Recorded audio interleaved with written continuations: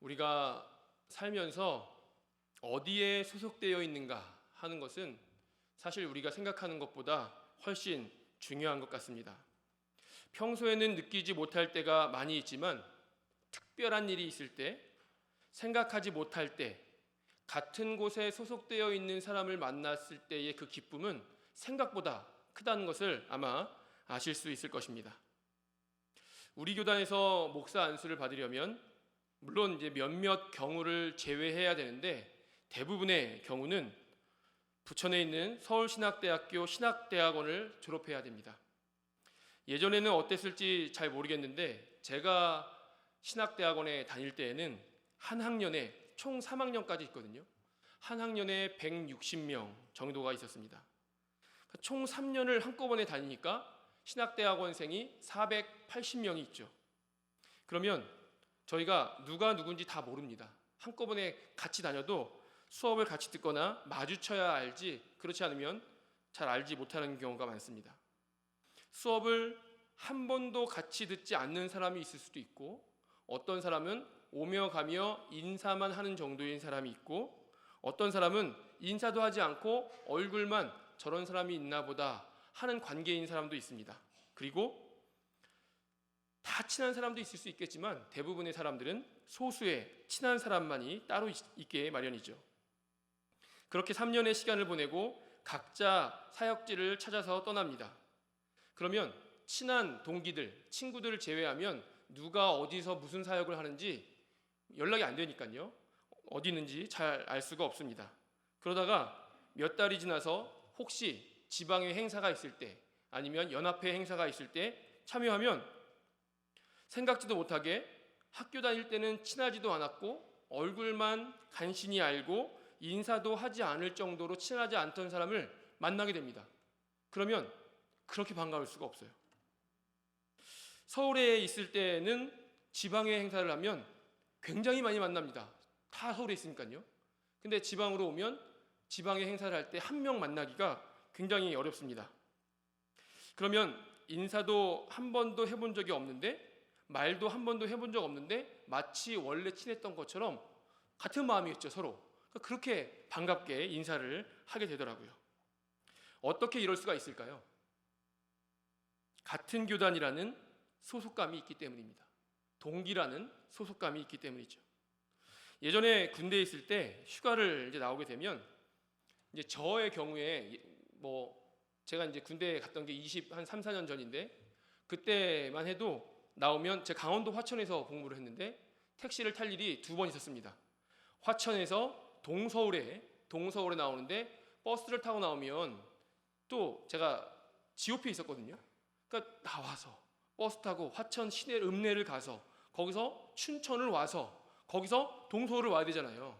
그래서 그렇게 하지 않고 5명을 모아서 4명을 모으는 거죠. 4명을 모아서 택시를 타고, 이거 원래 불법인데 얼마 정해놓고 가잖아요. 그래서 동서울까지 얼마? 그럼 흥정을 하죠. 이 택시는 얼마? 이렇게 해서 갑니다. 그때 한 번 타고, 저희 집이 이제 경기도 이천인데 시내에서 더 들어가야 되거든요. 이제 복귀할 때 이천 터미널로 올 때 한 번 탑니다. 그러면 그 2번의 경우에는 둘 다 제가 이제 군복을 입고 있잖아요. 그러면 이제 운전해 주시는 기사님이 가끔 여기에 이제 어느 부대인지 있거든요. 보고 그 부대에 다니냐, 그 부대에 복무하냐 하면서 친하게 말씀을 걸어주시는데 알고 보면 그분이 20년 전, 30년 전 그 부대에서 복무하셨던 분이더라고요. 그러면 그렇게 반가워하고 20, 30년 전에 그때 그거 거기 있었는데 그거 아직도 있냐, 그때 거기 일했는데 지금도 그러냐 라고 반가워하면서 많이들 신나게 물으십니다. 가끔 어떤 분은 기분이라고 택시비를 안 받으세요. 그러면 저야 물론 감사하지만 사실은 이해는 되지 않습니다. 그게 뭐라고 요금까지 받지 않나, 그런 생각을 했었습니다. 그런데 나중에 저도 이제 같은 부대 출신을 만나보면 그렇게 반가울 수가 없더라고요. 그렇게 그때 그래서 그분들이 이렇게 하셨구나. 우리 교회도 이야기하다 보면 저랑 같은 부대에 복무하신 분들이 몇 분 계십니다. 그러면 다 저보다 나이가 많으시기 때문에 저랑 같은 시기에 계신 것도 아니고 같은 부대, 이제 제가 7사단을 나왔거든요. 화천에서 7사단이라고 해서 조그만한 한 동네에 있는 것도 아니고 다 흩어져 있는데도 7사단 나왔어요? 라고 하면 그렇게 마음이 동질감이 생기고 반갑고 그렇더라고요. 그리고 저도 또 물어보죠. 그때도 그때 그게 거기 있었습니까? 그렇게 반갑게 이야기를 늘어놓기 시작합니다. 어디 이게 부대뿐만인가요? 길을 가다가, 전 집이 이제 이천이니까 이천에서 길을 가다가 저가 다니던 고등학교 교복을 입은 애들만 봐도 가서 말을 걸죠. 너 거기 학교야? 하고 말을 겁니다. 얼마나 싫을까요? 전 말을 걸지만. 그런데 이게 아마도 소속감인 것 같습니다. 소속감이라는 건 이런 것입니다. 눈이 저절로 가고 마음이 저절로 가는 것. 남 같지 않은 것이죠. 우리. 오늘 말씀 4절에 보면 이렇게 말씀합니다. 내 안에 거하라. 그런데 9절에도 보니까 이렇게 말씀합니다. 나의 사랑 안에 거하라. 사실 오늘 말씀 요한복음 15장 1절부터 8절은 9절부터 16절 말씀이 부연 설명을 하고 있다고 볼 수 있습니다. 이 두 본문에서 예수님은 나의 안에 거하라 라고 말씀하십니다. 왜 그럴까요? 나의 안에 거하라. 예수님의 소속이 되라는 겁니다. 예수님과 같은 소속이 되라는 겁니다. 그러니까 예수님과 나와 똑같이 동기다, 이게 아니라 예수님 예수님이 장으로 계신, 예수님이 머리로 계신 그 소속이 되라, 우리 소속이 되라 라는 것이죠. 예수님께 속한 많은 사람들이 같은 소속감을 갖는 것입니다. 여기 계신 우리 많은 성도님들, 또 혹시 온라인으로 보고 계시는 분이 있다면 우리가 다 같은 소속입니까? 우리는 모두 기독교 대한선결교회 서대전교회라는 소속감을 가지고 있습니다. 그렇기 때문에 세상에 많은 크리스찬, 그리스도인이라는 소속감을 가지고 있는 사람들이 많지만 그 중에서 우리가 얼굴을 보면 반갑고 더 친밀감을 느끼는 것은 더 좁은 범위에 더 그런 우리 소속감을, 동질감을 가지고 있기 때문이죠. 그러나 우리가 조금 더 크게 보면 우리는 예수님 안에 있다는 소속감이 있습니다. 그것이 우리를 하나로 묶어주고 그 소속감 때문에 어딜 가든지 그리스도인이라는 것만 알아도 마음이 더 열리고 마음이 가는 게 사실이죠. 우리가 TV를 볼 때도 저도 그렇습니다. 조금 마음에 드는 사람, 괜찮은 사람 보면 저 사람 혹시 교회 다닐까? 하고 생각하는 것이 우리 마음이죠. 예전에 한번 제가 아는 청년이 영상을 저한테 한번 보여준 적이 있었는데 그 영상이, 그 청년이 PD였거든요. 그러니까 자기가 이제 영상을 많이 만드는데 공개하기 전에 저한테 한번 보여주더라고요. 그 보여주는데 거기에 출연한 한 청년이 있었습니다. 저희가 있던 그 교회 청년은 아니었는데 모르는 청년이 나오는데 제가 보기에 선해 보이고 괜찮아 보이고 마음이 가더라고요. 그래서 첫 번째 제가 뭐가 궁금했을까요? 교회 다니나? 그리고 두 번째, 교회 안 다니면 우리 교회로 오면 좋겠다, 이런 생각이 들더라고요.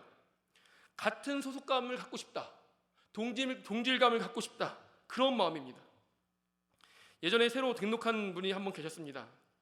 아직 등록하기 전에 2주 정도 나오신 분이었는데 이제 우리 교회 일은 아니고요. 그분 아들을 이렇게 소개시켜 주더라고요. 왜인지는 모르지만. 그래서 만났는데 그 아들이, 제가 이제 학교를 여러 군데 나왔습니다. 일반 학교 나왔고 장로교 학부를 나왔고 우리 교단 대학원을 나왔고 이렇게 3개 학교를 다녔는데 장로교 교단 거기 다니는 후배더라고요. 처음에는 사실 누군지도 모르고 우리 교회 오신 지 2주밖에 안 된 분의 아들을 만나버리니 사실 별로 그렇게 썩 유쾌하진 않았거든요. 근데 만나서 그냥 그런 마음이었는데 후배라는 걸 아는 순간 마음이 활짝 열리더라고요. 왜 그럴까요? 동질감이 있기 때문이죠. 같은 소속이기 때문입니다. 제가 뭐 그렇다고 편애를 하거나 그런 것은 아니지만 학연, 지연, 우리가 그런 것을 떠나서 일단 동질감이 있다는 것이죠. 왠지 모를 동질감, 왠지 모르는 같은 소속감이 있는 것입니다. 그래서 제가 드리던 채플실, 제가 공부하던 그 강의실, 거기서 그 후배도 공부하고 있고 그 후배도 거기서 예배드리고 있더라고요. 그 마음이 더 활짝 열리는 일이 있었던 것이 기억이 납니다. 우리가 그리스도 안에서 소속감을 가져야 합니다. 엄밀히 말하면 나도 교회 다녀, 나도 그 교회 가봤어, 이런 우리 종교적인 소속감을 말하는 것이 아니죠. 누구든지 가질 수 있는 그런 넓은 범위의 얕은 소속감을 말하는 게 아니죠. 누가복음 11장에는 이런 내용이 있습니다. 예수님 당시 바리새인들은 예수님을 배척했습니다. 예수님이 귀신을 쫓아내자 귀신의 왕 바알세불의 힘을 입어 귀신을 쫓아냈다고 말합니다. 사실 억지죠. 말이 안 되죠. 귀신의 왕 바알세불을 힘입어서 왜 귀신을 쫓아냅니까?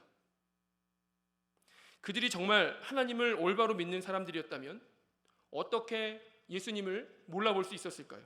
물론 예수님의 얼굴을 보자마자 하나님의 아들의 상이군요, 이렇게 알아보진 않았겠죠.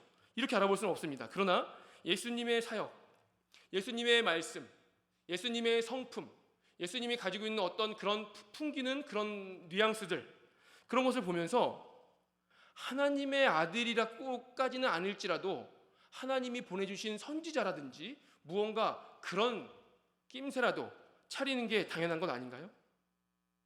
어떻게 할 수 있죠? 기적을 일으키기 때문인가요? 착한 성품 때문입니까? 현란한 말솜씨를 가지고 있기 때문인가요? 아니죠. 내가 속해 있는 그 소속에 저 사람도 속해 있는 것 같다라는 동질감입니다. 소속감입니다. 우리가 정말 신앙을 가지고 교회를 다니는 사람이라면 말투나 행동이나 그의 성품을 보고 예수님을 믿는 것 같다라는 인상을 받지 않으십니까? 그렇다면 어떻게 전심으로 하나님을 믿는 사람들이 예수님을 믿는 사람을 못 알아볼 수 있을까요? 둘 중에 하나는 가짜겠죠. 못 알아본 사람이나 알아봐야 될 그 사람이나 대상이나 둘 중에 하나는 가짜라는 겁니다. 그들은 하나님을 믿는 것이 아니라 자기 의를 믿는 것입니다. 그들은 하나님을 향한 신앙이 가득한 사람이 아니라 스스로 종교심이 가득한 사람이라는 것이죠. 항상 우리는 내가 하나님을 향한 열심과 신앙심이 있는 것인지 아니면 내 스스로 의가 충만해서 종교심이 많은 것인지를 구분해야 합니다. 하나님이 기뻐하시는가? 하나님께서 영광 받으시는가? 이런 것이 중요한 것이라는 것이죠. 내가 정해놓은 규칙이 얼마나 잘 지켜지는가? 내 입지가 얼마나 탄탄한가? 내가 속한 곳이 나를 띄워줄 수 있을 정도로 얼마나 잘 돌아가고 있는가? 이런 것이 중요한 것이 아니라는 것이죠. 그들은 우리와 같은 소속이 아닙니다. 같은 소속감을 느낄 수 없습니다. 이런 것은 아무리 열심히 해도 하나님께 속한 사람이 아닙니다. 오늘 4절에 보면 이렇게 말씀하죠. 내 안에 거하라. 나도 너희 안에 거하리라. 가지가 포도나무에 붙어있지 아니하면 스스로 열매를 맺을 수 없음 같이 너희도 내 안에 있지 아니하면 그러하리라. 이렇게만 얘기하고 있는데 9절을 한번 보겠습니다. 제가 읽어보겠습니다. 아버지께서 나를 사랑하신 것 같이 나도 너희를 사랑하였으니 나의 사랑 안에 거하라. 4절에서는 예수님이 그냥 내 안에 거하라 라고만 말씀하십니다. 그런데 9절에 보니까 나의 사랑 안에 거하라. 왜일까요? 왜 예수님의 사랑 안에 거해야 됩니까? 아버지께서 예수님을 사랑하신 것 같이 그 사랑으로 예수님도 나를 사랑하시기 때문입니다. 예수님께서 우리가 감히 상상도 할 수 없는 사랑으로 나를 사랑하시기 때문이죠. 아버지께서 그러신 것처럼요. 혹시 지금 삶이 어떠십니까? 건강이 전 같지 않으신가요? 신앙생활이 전같이 뜨겁지 않으십니까? 가정에 우환과 걱정과 기도 제목이 있으십니까? 코로나 이후로 아닌 것 같지만 사실은 굉장히 개인주의로 점점 변질되어가는 우리의 이 사회 속에서 외롭고 힘들고 의욕이 없으신가요? 꼭 그렇게 이런 상황들이 아니어도 그냥 각자의 삶을 살아내고 계신 모든 분들 예수님께서 사랑하신다고 합니다. 우리가 그냥 예수님이 사랑하신다고 하는 것만 해도 사실은 우리가 그 사랑에 감사하고 감격한데 굳이 예수님은 강조해서 이렇게 말씀하시죠. 그냥 사랑하는 것이 아니라 아버지께서 나를 사랑하신 것처럼 나도 그 사랑으로 너희를 사랑한다. 그렇기 때문에 우리가 예수님 안에 거할 수밖에 없습니다. 예수님도 하나님 안에 거하고 계십니다. 마찬가지로 우리도 그 사랑으로 연결되기 위해서 예수님 안에 거해야 합니다. 이것이 바로 우리가 가져야 할 동질감, 소속감인 것입니다. 사실 여기서 우리는 한 가지 의구심이 들 수도 있습니다. 내가 하나님을 선택하는 것이 아니라 하나님이 나를 선택하는 것인데 내가 예수님 안에 거하기로 결정하면 되는 것인가? 내가 하나님을 선택하면 되는 것인가? 우리 여기서 짚고 넘어가야 할 것이 한 가지 있습니다. 에베소서 2장 8절은 이렇게 말씀하죠. 너희는 그 은혜에 의하여 믿음으로 말미암아 구원을 받았으니 이것이 너희에게서 난 것이 아니요 하나님의 선물이라. 무슨 말입니까? 믿음이라는 것이 내가 갖고 싶다고 가져지는 것이 아니죠. 내가 대단한 공로, 내 공로 70점, 80점, 90점 넘어가면 믿음이 가져지는 거 아니죠. 믿음은 하나님이 거저주시는 것, 은혜, 선물이라는 말입니다. 그렇다면 내가 예수님 안에 거하기 위해서 그럼 난 무엇을 할 수 있습니까? 내가 해야 되는 것이 있나요? 하나님이 주시지만 하나님이 그런 은혜를 주시기를 위해서 간구하는 걸 할 수 있죠. 물론 간구한다고 해서 하나님이 10일 동안 기도했으니까 줄게. 넌 9일이니까 안 돼. 그런 건 아니죠. 주시는 건 하나님 마음이죠. 그러나 받기 위해서 간구하는 것은 우리 몫입니다. 그리고 한번 하나님 안에 거했다면 그 안을 벗어나지 않기 위해서 노력할 수 있습니까? 노력할 수 있죠. 하나님이 알아서 하실 거니까 하고 아무 생각 없이 있으면 마귀는 그 틈을 놓치지 않겠죠. 아무 일도 일어나지 않는 것 같으니까 하고 아무 생각 없이 있으면 그 틈을 마귀에게 내어주는 것과 똑같은 것입니다. 우리는 날마다 하나님 안에 거하기 위해서 노력해야 됩니다. 우리의 행동을 조심하고 매일의 삶에 경건 생활을 해야 되고 마음을 조심해야 합니다. 혹여나 마귀는 우는 사자와 같이 우리 틈을 얼마나 노리고 있습니까? 틈만 나봐라 라고 얼마나 우리를 살펴보고 있습니까? 이것이 우리가 해야 할 예수님 안에 거하는 것입니다. 우리 모두 예수님 안에 거하기를 힘쓰고 같은 소속감을 가지고 살아가기 원합니다. 그렇다면 마지막으로 이제 예수님 안에 거하는 사람은 어떻게 해야 될까요? 우리 4절을 제가 한번 다시 읽어보겠습니다. 내 안에 거하라. 가지가 포도나무에 붙어있지 아니하면, 다시 한번 읽겠습니다. 가지가 포도나무에 붙어있지 아니하면 스스로 열매를 맺을 수 없음 같이 너희도 내 안에 있지 아니하면 그렇게 되리라. 사실 굉장히 무서운 말이죠. 우리는 당연히 나는 그 안에 붙어있는 사람, 나는 항상 하나님 편에 있는 사람, 성경을 읽을 때 안 좋은 역할은 너, 좋은 역할은 나이기 때문에 나는 항상 좋은 거에만 나를 대입시키죠. 나쁜 거에는 너를 대입시키고요. 그러나 굉장히 무서운 말씀이죠. 은혜로운 말씀이지만 가지가 포도나무에 붙어있지 아니하면 스스로 열매를 맺을 수 없음 같이 우리는 붙어 있습니까? 너희도 내 안에 붙어 있지 아니하면 그렇게 되리라. 예수님 안에 붙어 있으면 예수님의 사랑을 받을 것이고 붙어 있는 자는 누구나 같은 소속감을 가질 것인데 반면 만약 내 안에 있지 아니하면 나무에서 떨어져 나간 포도처럼 말라 죽을 것이다. 이런 뜻이잖아요.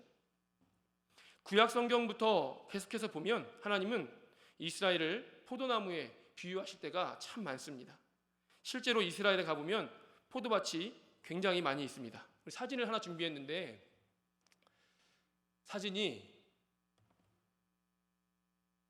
화질이 제가 이거를 버스에서 움직이는 버스에서 찍은 거여가지고 흔들렸는데 저 지금 TV가 나오지 않아서 실제 이스라엘 포도밭입니다. 사실은 제가 보고 급하게 찍은 것보다 훨씬 더 큰 포도밭이 훨씬 큰 범위로 쫙 깔려 있는 걸 혹시 이스라엘 가시면 보실 수 있습니다. 우리 다음 사진을 한번 지도를 보여주시죠. 보시면 요단강이 보이시죠?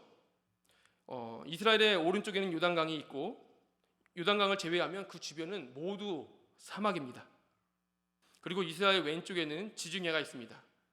그래서 이스라엘 왼쪽 지역은 오른쪽에 비해서 녹색 지역이 있는 게 보이시죠? 쭉 그 왼쪽에 녹색 지역이 있는데 왼쪽 지역이 훨씬 더 비옥합니다. 저 왼쪽 지역에 아까 보신 그 포도나무가 그쪽에 있는 겁니다. 왼쪽 지역에. 그래서인지 하나님은 구약에서부터 이스라엘을 포도나무에 비유했었습니다. 그러나 오늘 말씀에는 예수님이 포도나무이고 우리를 포도나무 가지라고 비유합니다. 만약 포도나무 가지가 나무에 붙어 있지 않으면 말라 죽겠지만 계속 붙어 있다면 어떻게 될까요? 열매를 맺겠죠. 우리의 역할이 바로 그 열매인 것입니다. 우리의 목적이 바로 그 열매인 것이죠. 어떤 사람은 이렇게 말할 수 있습니다. 가지가 나무에 붙어 있다고 꼭 열매를 맺느냐? 물론 맞습니다. 무조건 열매 맺는 것은 아닙니다. 우리 누가복음 13장에 보면 이런 비유가 있죠. 농부가 열매를 맺지 못하는 나무를 보고 주인에게 말했더니 1년을 기다렸죠. 그리고 나서 또 가서 보고 또 1년을 기다렸습니다. 3년째 기다립니까? 기다리지 않죠. 나무를 베어버립니다. 마태복음 21장에는 이런 말이 나옵니다. 예수님께서 베다니에서 아침 일찍 예루살렘 성으로 들어가시는 중이었습니다. 이 내용 아시죠? 그때 예수님께서는 시장하셨잖아요. 가는 도중에 물론 베다니에서 예루살렘으로 가는 도중이라고 해봤자 여기서 대전역 정도 거리 될까요? 될지 말지 굉장히 가까운 거리입니다. 그 정도로 가까운 거리에 가다 보니까 무화과 나무가 무성하게 있는 것을 봤습니다. 시장하신 예수님께서 열매를 따려고 갔는데 열매는 없고 나뭇잎만 무성했잖아요. 예수님께서 그럴 수도 있지 하셨습니까? 저주하셨죠. 저주하고 그 오후에 가보니까 제자들이 가보니까 그 나무가 말라버렸습니다. 우리는 예수님 안에 거해야 합니다. 우리의 목적은 나뭇잎을 무성하게 하는 것이 아닙니다. 우리는 예수님 안에서 열매 맺으며 한 가족이 되어야 합니다. 예수님 안에서 한 소속감을 얻어야 합니다. 그리고 예수님께서 우리에게 주시는 그 사랑을 누리고 그때야 비로소 그 사랑을 전하는 사람이 되어야 합니다. 우리가 단순히 예수님 안에만 거하는 사람이 되어서는 안 됩니다. 예수님 안에 거하는 사람은 열매를 맺어야 됩니다. 무슨 열매를 맺습니까? 하나님의 자녀로서의 열매. 어떻게 될까요? 우리 갈라디아서 5장 22절 23절에는 성령의 9가지 열매가 나오잖아요. 사랑과 이렇게 하면 이제 제가 보고 하는지 외우는지 궁금하시죠? 다 같이 해볼까요? 사랑과 희락과 화평과 오래 참음과 눈이 저절로 내려가네요. 자비와 양선과 충선과 온유와 절제니 이런 것들이 우리가 맺어야 하는 열매입니다. 이것이 바로 예수님 안에 거하는 자와 거하지 않는 자의 차이죠. 교회에서 열심히 그건 당연하죠. 당연하거니와 중요한 것은 우리가 예수님 안에 진짜 거하는가 교회에만 거하는가 입만 무성한가 열매를 맺었는가 종교심과 내 의가 강한가 예수 그리스도를 사랑하는가 그 안에 거하는가 가지에 붙어 있는가 예수님 안에 거함으로 예수님의 자녀가 되고 자녀된 자로서 열매 맺는 삶을 사는 저와 여러분 되시기 원합니다. 기도하겠습니다. 하나님 은혜를 감사드립니다. 오늘도 이 더운 날 수요 예배로 하나님 앞에 나와 예배하게 하시니 감사합니다. 우리의 열심과 하나님을 향한 우리의 마음이 하나님 안에 거하는 원동력이 되게 도와주시고 하나님 안에 붙어있는 원동력이 되어주셔서 우리가 열매 맺는 삶, 같은 소속감을 가지는 삶, 동질감을 가지는 삶이 되게 도와주시옵소서. 주 예수 그리스도의 은혜와 하나님의 사랑과 성령의 역사하심이 하나님 안에 거하기를 힘쓰고 하나님 안에서 한 공동체 되어 성령의 열매 맺는 삶을 살기로 다짐하는 모든 성도들 위해 함께 하시기를 축원하옵나이다. 아멘.